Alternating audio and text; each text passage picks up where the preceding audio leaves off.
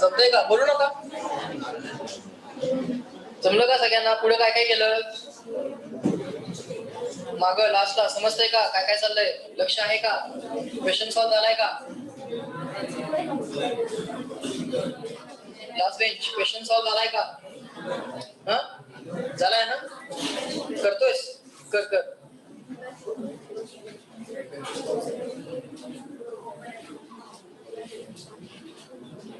काय काय केलं आपण? न्यू डॅश साठी इक्वेशन लिहिलं. Nu dash is equal to V upon 4 times length of a close pipe. V upon 4L. Length of a close pipe आता किती आहे? L/2. Put there L/2. 4 and 2 cancel. There will be 2. Answer आलं V upon 2L. Okay fine. So new dash answer V upon 2L मध्ये आलं. आता new चा answer किती यायला पाहिजे होतं? हा न्यू किती यायला पाहिजे होता? फंडामेंटल. याचा फंडामेंटल काय शिकवलाय? V upon 2L. So V upon हा न्यू आहे. न्यू कसा आहे बघा. V कसा आहे बघा. V upon 2 times length of open pipe. काय बळ length of open pipe? Small l. Okay. काय दिसतंय इथं? इथं पण V upon 2L दिसतंय. इथं पण V upon 2L दिसतंय. Can I replace this V upon 2L directly? Yes. So new dash will be equal to what? New. So new fundamental frequency is equal to new. बरोबर? झाला question solve? जमला? अशा टाइपचे question जमतील का? So approach सुद्धा correct ठेवा. आता मिनिमम एफर्ट्स आहेत ना. किती एफर्ट्स आहेत बघा की 1 2 3 आणि 4 चारच लाईन्स आहेत. आणि एक्झॅक्टली हाच अप्रोच जर ठेवला तर अननेसेसरी स्टेप्स प्रिव्हेंट होतील. कळतंय का? हा अप्रोच आपल्याला काही दिवस प्रॅक्टिस करायचा आहे. ओके. नेक्स्ट आणखीन एक क्वेश्चन सॉल्व करायचा आहे.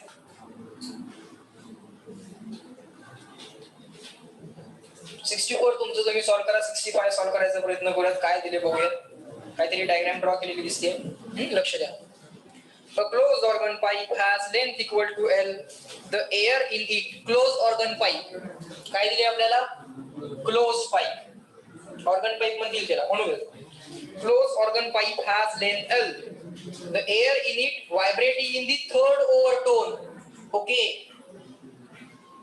कितवा ओव्हरटोन आहे? थर्ड ओव्हरटोन. पाईप कशी आहे? ओपन की क्लोज? क्लोज. सगळे सांगा. पाईप ओपन की close? Close pipe third overtone. Pitch overtone is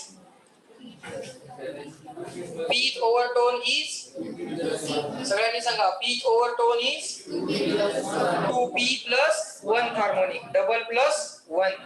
third overtone is 7th harmonic. Third overtone is 7th harmonic. Fundamental काय आहे?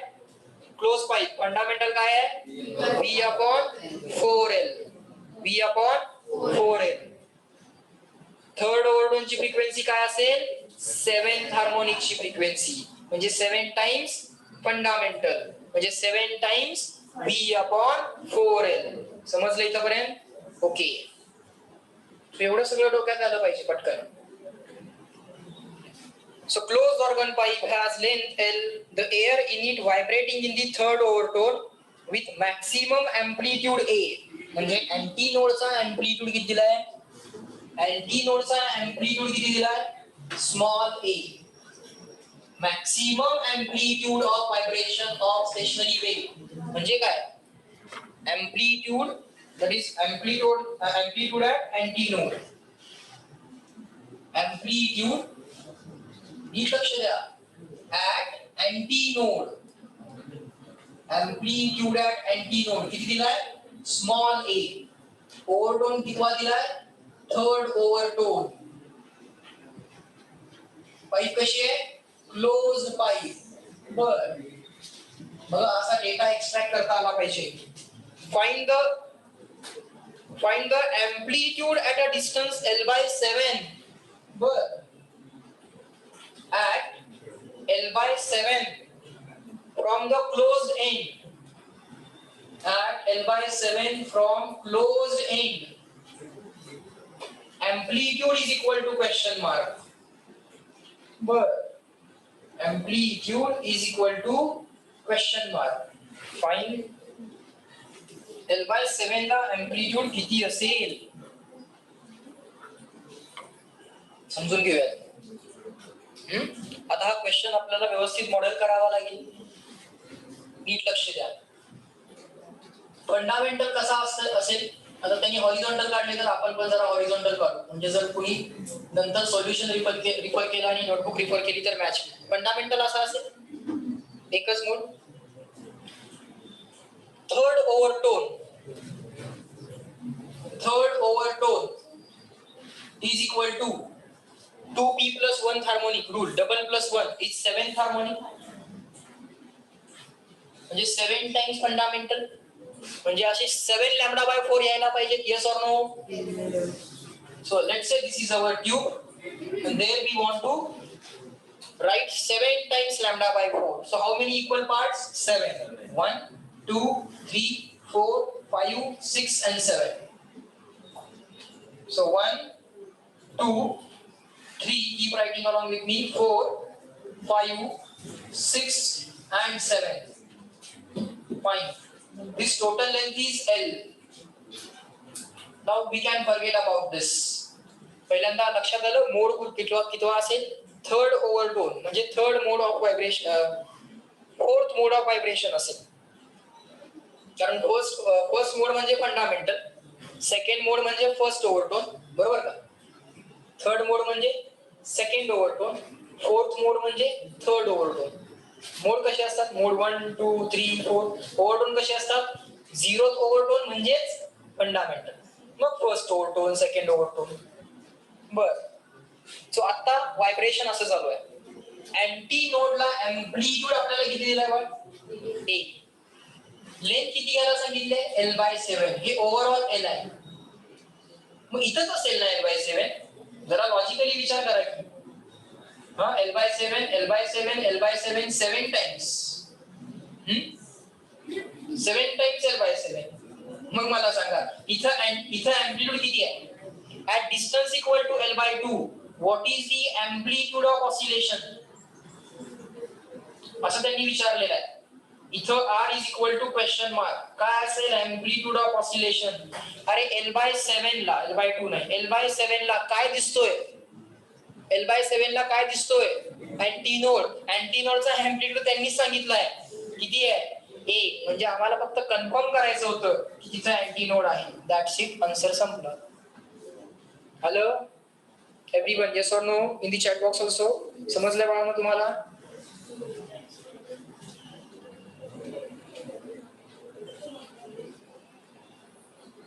कळतंय का, जमलंय का. बर, हा क्वेश्चन पण झाला. नेक्स्ट आता कॉन्सेप्ट आहे बीट्स. इंटरेस्टिंग कॉन्सेप्ट आहे. बीट्स शिकायचंय, त्यानंतर काय शिकायचं, डॉपलर इफेक्ट आणि विंड इफेक्ट. आज आणि उद्या संपून जाईल. शिकायचं का बीट्स. फार इंटरेस्टिंग ऍप्लिकेशन्स आहेत बीट्सची.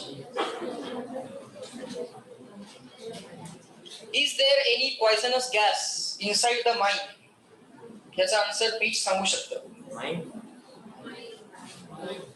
माझ्यात नाही. माईन म्हणजे काय,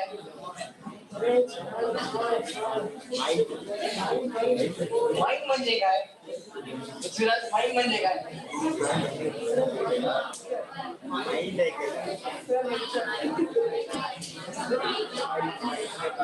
माईन म्हणजे काय, मराठी कळत असेल तर खान, नसेल तर इंग्लिश मध्ये माईन. एक्सट्रॅक्शन ऑफ कोल फ्रॉम माईन. हा, इकडे लक्ष द्या, मी सांगतो, लक्ष द्या. बोललं का. हा, कम्प्लीट सायलेन्स मध्ये कुणी बोलणार नाही.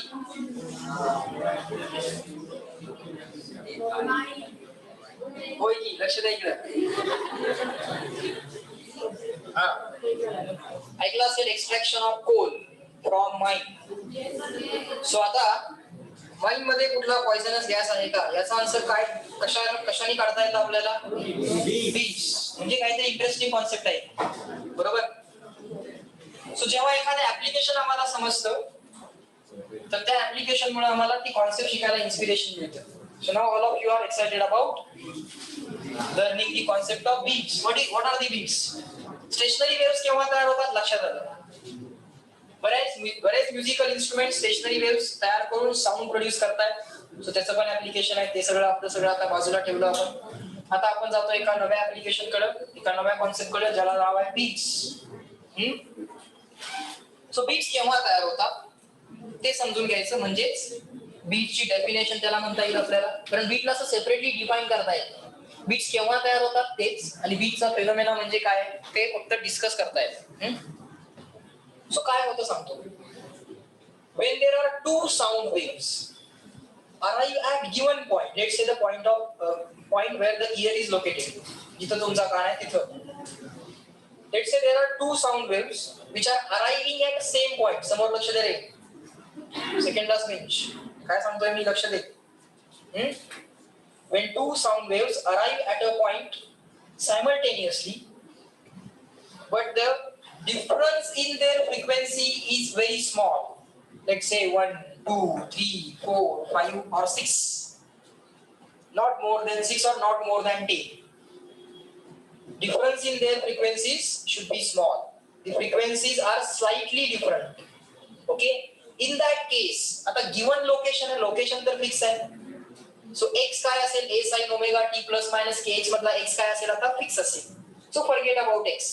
You can write the wave equation at given point as x is equal to y is equal to a sin omega t. Forget about kx. कारण x तर fix आहे at given point म्हटलंय मी. Okay. So बघा हळूहळू लक्षात येईल. पहिली wave, first wave is equal to a sin omega 1t. Why I am writing omega 1t? Because two sound waves at given point arriving at given point with slightly different frequencies. So I have to write omega 1. Second sound wave, I am not taking different amplitude, okay? So notice that as well. A sin omega 2t. I am not writing kx. Why? At given point. So x is fixed. So forget about x. That will be adjusted by phase or phase difference. So forget about that. Phase difference आपण काय effect होत नाही. So just don't write alpha 1 and alpha 2 as well. काही लिहायची गरज नाही.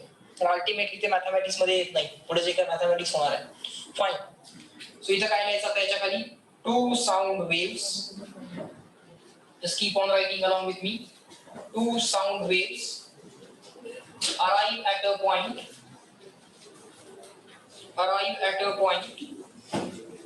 two sound waves arrive at a point simultaneously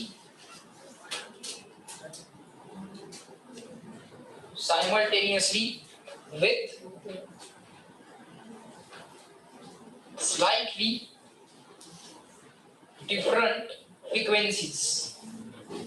The difference in frequencies should not be more than 6 or 10. का ते हळूहळू कळेल, नंतर कळेल. With slightly different frequencies. Okay, with slightly different frequencies. Okay. Resultant काय येतं बघा. असं झालं की बीट्स ऐकायला येतात. तर बीट्स ऐकायला येतात म्हणजे काय, हळूहळू समजेल. पहिला मॅथमॅटिक्स करू. समोर दिसेल इक्वेशनला इंटरप्रिट करू. इक्वेशनला इंटरप्रिट केलं की बीट्स ऐकायला येणं म्हणजे काय, सेन्सेशन ऑफ बीट्स म्हणजे काय, that will be cleared. So resultant will be what, बोला y is equal to y1 plus y2. Can I directly take a common, परत लिहित नाही आता मी, डायरेक्टली a कॉमन घेतो, दिस प्लस दिस. तेवढं जमत असावं. पुढे काय मी, sine of omega 1t plus sine of omega 2t. I think sine plus sine शिकवलंय मी तुम्हाला. साइन प्लस साइन इज मोठ्याने, sine plus sine is 2 sine cos. परत एकदा, sine plus sine is 2 sine cos. Sine minus sine is sequence reverse. Sine minus sine is 2 cos sine. 2 sine cos चा sequence reverse 2 cos sine. Cos plus cos is 2 cos cos. Cos plus cos is 2 cos cos. Cos minus cos is minus 2 sin sin. Cos minus cos is -2 sin psi. पहिल्या bracket मध्ये addition upon 2, second bracket मध्ये subtraction upon 2. Okay fine. So A as it is. Sin plus sin is 2 sin bracket cos. 2 sin cos. Addition upon 2. काय येईल इथं? Omega 1t plus omega 2t upon 2. इथं omega 1t minus omega 2t upon 2. Addition upon 2, subtraction upon 2. Addition upon 2, subtraction upon 2. All right. Slight rearrangement. 2a cos वाली term पहिल्यांदा, actually subtraction वाली term पहिल्यांदा, omega 1 minus omega 2 upon 2 into t but into sin of.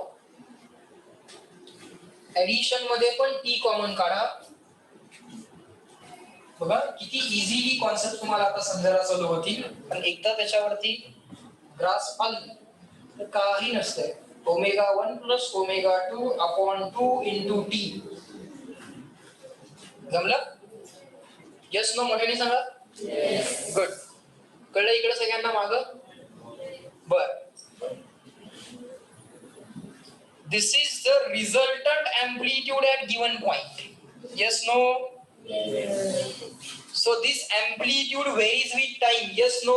Yes. At given place, this amplitude R varies with time. Yes, no? Yes. म्हणजे एकदा मोठा आवाज ऐकायला येणार, एकदा छोटा आवाज ऐकायला येणार, परत मोठा आवाज ऐकायला येणार, परत छोटा आवाज ऐकायला येणार, परत मोठा आवाज ऐकायला येणार. कळलं का? फील झालं का? So this is called as beats. एक टोन आहे, सा ऐकायला लागलाय कंटिन्युअसली. एकदा मोठा ऐकायला येणार, परत छोटा ऐकायला येणार, परत सा मोठा ऐकायला यायला चालू होणार, परत छोटा ऐकायला यायला चालू होणार. कळतंय का? इंटरप्रिटेशन समजलं का? Yes no? This R is going to vary with T, but that T is a sine, but that T is a cos function. Cos function कसं असेल? +1 0 -1 0 +1. +1 ला आणि -1 ला मोठा आवाज ऐकायला येईल, एम्प्लिट्यूड जास्त असेल ऍट गिवन पॉइंट. +1 आणि -1 ला, बरोबर का?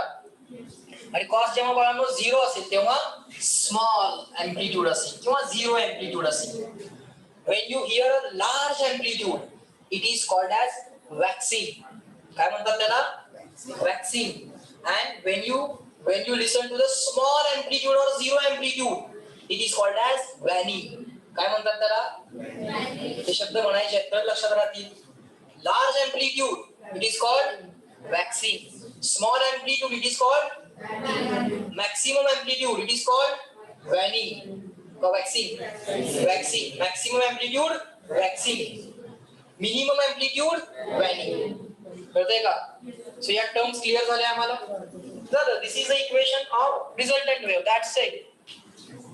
Beats point. बीटचा पॉइंट आम्हाला लक्षात आला. बीटचा पॉइंट आम्हाला लक्षात आला का? सो पुढे लिहा. हे इक्वेशन झाल्यानंतर लिहा. असा कॅपिटल आर लिहा तिथं. या आर ला परत इंटरप्रिटेशन लिहा. त्याचं काय आहे? Amplitude at given point varies with time. म्हणजे इंटेन्सिटी व्हेरीज विथ टाइम, म्हणजे लाउडनेस व्हेरीज विथ टाइम. कधी लार्ज लाउडनेस, कधी small loudness, maximum loudness, minimum loudness. Varies with time. Okay fine. बघा फार इंटरेस्टिंग कॉन्सेप्ट आहे. आर इज इक्वल टू काय आलाय? R 2a cos omega 1 minus omega 2 upon 2 into t. बर.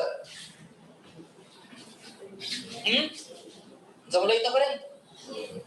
So हा झाला आमचा resultant amplitude at time t. Resultant amplitude at time t किंवा एम्प्लिट्यूड ऍट टाइम t काही. amplitude at given point at time t. Amplitude at time T. Okay sir, समजलं. Fine. आता गंमत अशी आहे बघा, लेट से समजून घ्या सगळं. पहिली फ्रिक्वेन्सी जी होती, first frequency of the first wave omega 1 होती. मग ओमेगा म्हणजे 2 पाय एफ. ओमेगा म्हणजे काय? 2 पाय एफ. मग पहिली frequency suppose f1 is equal to 250 होती. त्याच्यावरनं ओमेगा काढा तुम्ही. ओमेगा 1 कॅल्क्युलेट करता येईल. कसा काढा? 2 पाय f1. सेकंड फ्रिक्वेन्सी लेट से 256 आहे. त्याच्यावरनं बघा तुम्हाला ओमेगा 2 कॅल्क्युलेट करता येईल. 2 pi f2. Yes no? Yes no? Yes. Okay fine. जो नवीन आवाज ऐकायला येतो, a new sound which is produced, its frequency is exactly average of these two frequencies. Observe here, omega 1 plus omega 2 upon 2. Yes, no? Yes. So, पहिला आवाज जो काय होता, the very first sound was of frequency 250 hertz. Second sound was of frequency 256. But the resultant sound that you will hear will be of frequency average कसं करायचं? Addition upon 2. Addition upon 2 fast कसं करायचं? त्याच्यात difference किती आहे? त्याला half करा, छोट्यामध्ये add करा किंवा मोठ्यातनं सबट्रॅक्ट करा. 250 प्लस 3 काय येणार? 253. बरोबर मिडलचा नंबर चूज करायचा. मिडलचा नंबर कसा चूज करणार? डिफरन्स कॅल्क्युलेट करा, हाफ करा, स्मॉल नंबर मध्ये ऍड करा. सो 250 आणि 256 चा ऍव्हरेज काय असेल? 253. So resultant sound will be of frequency 253. But that sound of frequency 253 will be at some point of time will be very high, again at some time instance very low, again very high, again very low, again very high, again very low. Yes, no? Yes. यालाच काय म्हणायचं? इकडे लक्ष पाहिजे. यालाच काय म्हणायचं? Beats. Graph draw करूया. ग्राफ बघा कसा ड्रॉ होतोय. Observe here. लक्ष द्या. पहिल्यांदा प्लॉट करूया एम्प्लिट्यूड. काय प्लॉट करूया? एम्प्लिट्यूड ऍट गिवन प्लेस का given time instance? Amplitude at given place की amplitude at given time? At given time. Amplitude is now varying with time. Space तर फिक्सच आहे. ग्राफ कशाचा आहे तो? कॉसचा ग्राफ आहे. टी आहे ना इथं. टी इक्वल टू 0 टाकलं तर कॉस 0 होणार. Cos 0 is +1. बर, एम्प्लिट्यूड तर सर प्लॉट झाला प्लस कॉसचा ग्राफ ना. येत असेल मला प्लस कॉसचा ग्राफ काढता येतोय ना? असंच आहे का? बरोबर काढले ना मी? बर सर, एम्प्लिट्यूड आहे, मग जसा वरती काढलाय तसा खाली पण काढला पाहिजे. Yes no? बर, ओके फाईन. आता याच्यामध्ये पार्टिकल्सने ऑसिलेट व्हायचंय. हा ऍक्सिस कुठला आहे? टाइम की space? Time. At given place चालू आहे, पण टाइम तर कंटिन्युअसली पुढे चालू आहे. टी इक्वल टू 0 ला फार मोठा आवाज ऐकायला आला, परत छोटा आला, परत फार मोठा आला, परत छोटा आला, परत फार मोठा आवाज ऐकायला आला, परत छोटा आला. समजायला लागलंय का? Yes no? यालाच तर बीट्स म्हणायचं आहे. बर, 0 इथं काय लिहू? T/4. इथं काय लिहू? T/2. इथं काय लिहू? 3T/4. आणि फायनल इथं काय असेल? T. ओके, समजलं? So amplitude versus time graph plot झाला sir. Amplitude versus time graph plot झाला. आता displacement versus time graph plot करूया. बघा, समजतंय का? बघा काय प्लॉट करायचंय? Displacement versus time. पण डिस्प्लेसमेंट प्लॉट करायसाठी पहिल्यांदा काय केलं पाहिजे? एम्प्लिट्यूडचं एन्व्हलप म्हणायचं. याला काय म्हणायचं? Amplitude envelope. काय म्हणायचं? Amplitude envelope. बर, पहिल्यांदा सर एम्प्लिट्यूड एन्व्हलप ड्रॉ करा. ओके, या एम्प्लिट्यूडनी या टाइमला मॅक्सिमम ऑसिलेशन तुम्ही करू शकता. तुमचा ऑसिलेशनचा एम्प्लिट्यूड मॅक्सिमम असू शकतो t इक्वल टू 0 ला. Again it will be maximum at t equal to t/2, minimum at this, maximum at this. बर, आणि त्याच्यामध्ये पार्टिकल्स व्हायब्रेट होत आहेत. With which frequency? Average frequency, not omega 1, not omega 2, but by the frequency equal to omega 1 plus omega 2 upon 2. Yes, no? Resultant frequency काय ऑसिलेशनची? Omega 1 plus omega 2 upon 2. तर त्या फ्रिक्वेन्सीचं एक ऑसिलेशन लिहायचं आहे.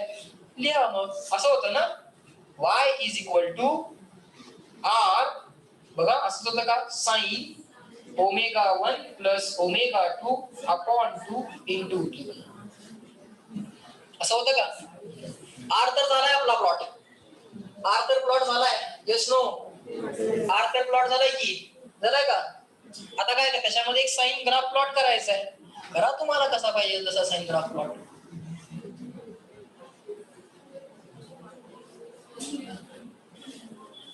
Yes no? मोठ्याने सांगा. रांगोळी काढली का? हो. काय काढलंय ते? साइनचा ग्राफ काढलाय विथ डिफरंट एम्प्लिट्यूड्स. इथं पॉसिबल एम्प्लिट्यूड मॅक्सिमम असू शकतो. या टाइम इन्स्टन्सला मॅक्सिमम ऑसिलेशन करायला अलाउ केलेलं आहे, मॅक्सिमम एम्प्लिट्यूड अलाउ केलाय. या टाइम इन्स्टन्सला नाही आहे.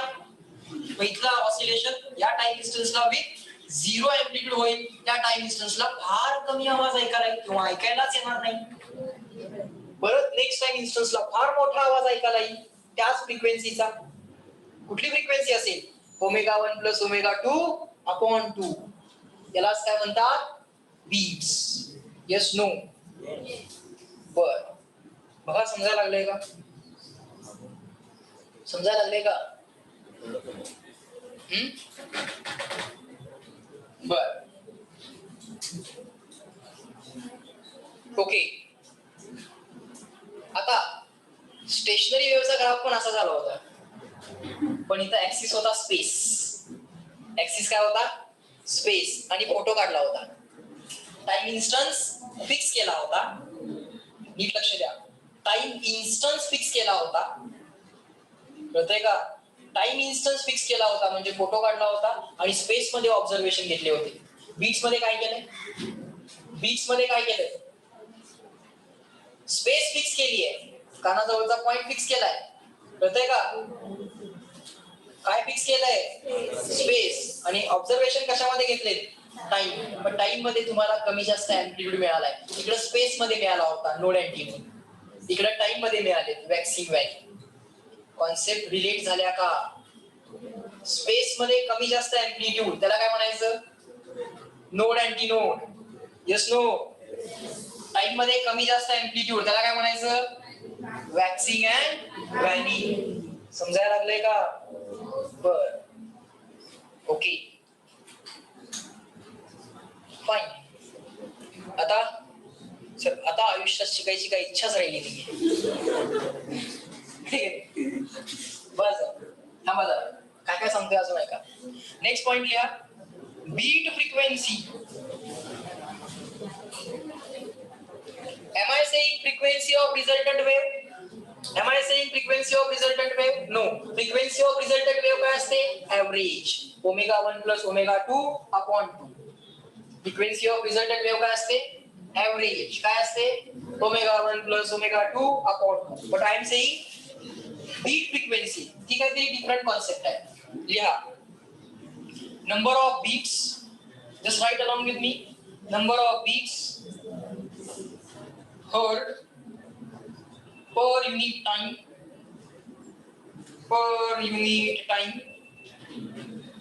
number of beats heard per unit time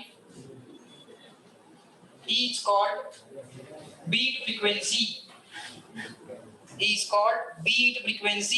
Number of beats heard per unit time is called beat frequency.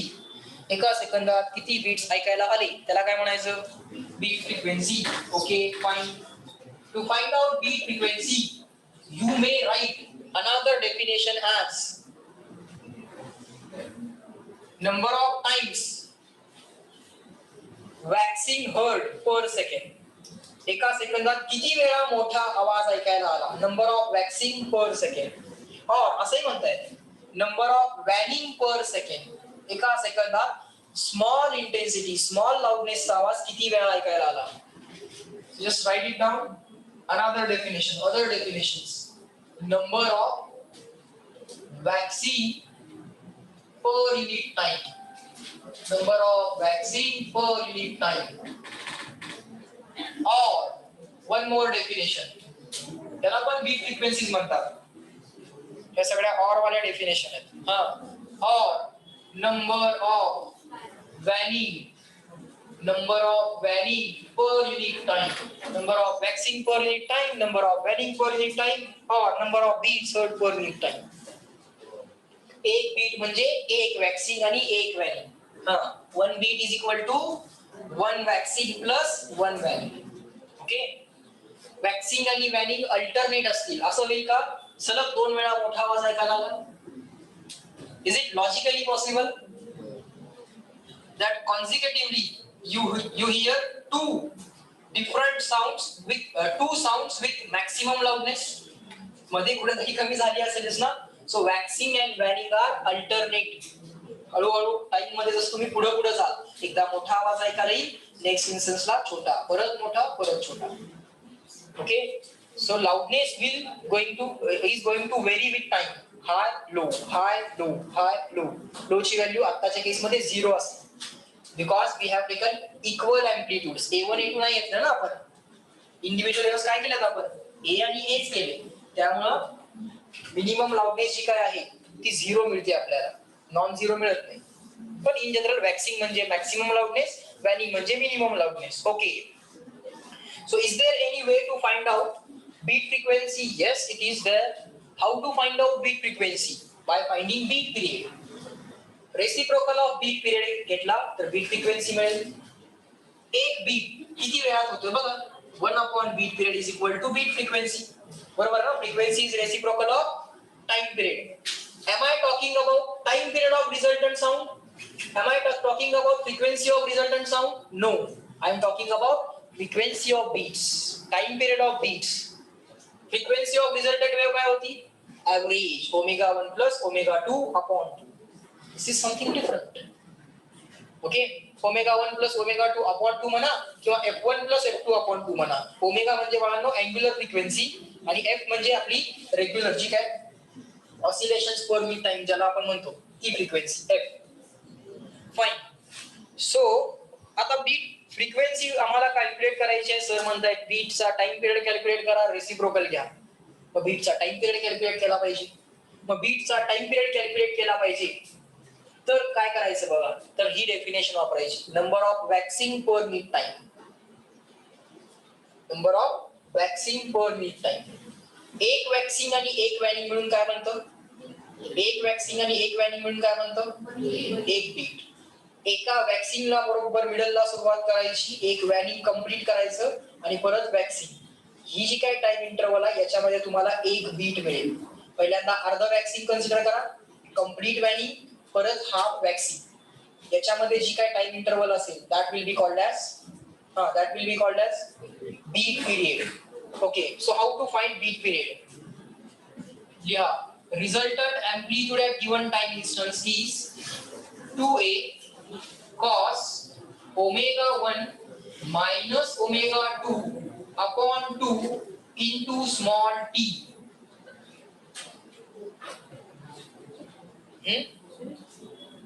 आता टाइम इंटरवल बिटवीन वॅक्सिंग आपण कॅल्क्युलेट करूया. टाइम इंटरवल बिटवीन वॅक्सिंग वॅनिंग केलं तरी चालतंय. आन्सर सेमच येते बदलत नाही. आता लिहा. फॉर वॅक्सिंग म्हणजे maximum amplitude maximum loudness R ची व्हॅल्यू काय पाहिजे बाळ प्लस मायनस 2a पाहिजे ना का फक्त प्लस 2a पाहिजे. बऱ्याच लोकांना हा पण प्रश्न पडतो. जसा अँप्लिट्यूड मायनस 2a असतो तसा प्लस 2a पण असतो. दोन्ही केस मध्ये तेवढीच लाउडनेस ऐकायला येणार आहे. Okay. So R equal to plus minus 2a असण्यासाठी R equal to plus minus 2a किती टाइम नंतर ऐकायला येतो. पहिला आर जर मॅक्सिमम ऐकायला आला तर नेक्स्ट मॅक्सिमम आर केव्हा ऐकायला येतो. So time interval between successive waxing calculate करणार आहोत आपण आता. इथं काय कॅल्क्युलेट करणार आहोत आपण आता? Time interval between successive waxing. Time interval between successive वॅक्सिंगला लोक काय म्हणतात? बीट पिरियड म्हणतात. काय म्हणतात? रिपीट करा. Beat period. आणि एकदा का बाळांनो बीट पिरियड कळाला तर बीट फ्रिक्वेन्सी कशी काढणार? Reciprocal of beat period. समजायला लागले का? डेरिवेशन हळूहळू सांगायला लागलोय, पण एकदा डेरिवेशन केलं की परत आयुष्यात त्याचा अप्रोच विसरता कामा नये. समजायला लागलंय? ऍज इफ एक्झाम्पल आहे असं आम्ही समजायला लागलो. फक्त एक्झाम्पल मध्ये मध्ये मध्ये अननोन ज्या काही गोष्टी आहेत त्या मी आता टाकायला लागलोय. की बीट पिरियडची डेफिनेशन माहित झाली. काय बीट पिरियडची definition? Time interval between successive waxing. तसं अशी पण डेफिनेशन करता येईल ना, time interval between successive waning. Successive waxing म्हणा किंवा सक्सेसिव्ह वॅनिंग म्हणा. सो आता एक मॅथमॅटिकल इक्वेशन लिहितो ते तुम्हाला समजेल. 2a plus minus 2a is equal to 2a cos of omega 1 minus omega 2 upon 2 into t. 2a ला 2a cancel, plus minus 1 is equal to cos of omega 1 minus omega 2 upon 2 into t. आता फक्त एवढं तुम्ही मला homework म्हणून करून दाखवा. Omega 1 upon omega 2 into T च्या पॉसिबल अँगलच्या व्हॅल्यूज काय असू शकतात?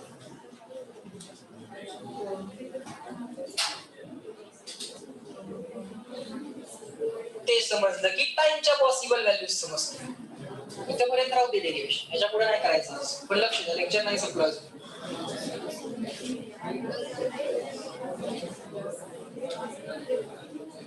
इथपर्यंत शिकवलेलं समजले? आज मागच्या कॉन्सेप्ट वरचे सगळे एक्झाम्पल्स आज शिकवलेले समजले का? Yes no? लक्ष आहे का? काही लोक वर्गाच्या बाहेर पोहोचले, नाश्ता करायला पोहोचले का काही लोक?